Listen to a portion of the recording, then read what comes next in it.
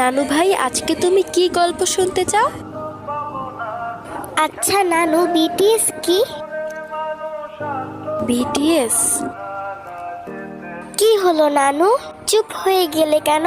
বলো না বিটিএস কি? বিটিএস নামটা খুব চেনা চেনা লাগছে, কিন্তু মনে করতে পারছি না। কে এই বিটিএস?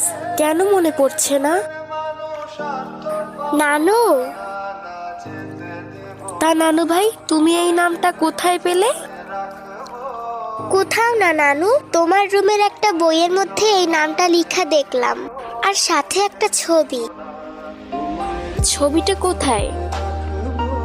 ছবিটা তো আমার সাথেই ছিল, কিন্তু কোথায় রেখেছি সেইটা তো মনে পড়ছে না নানু।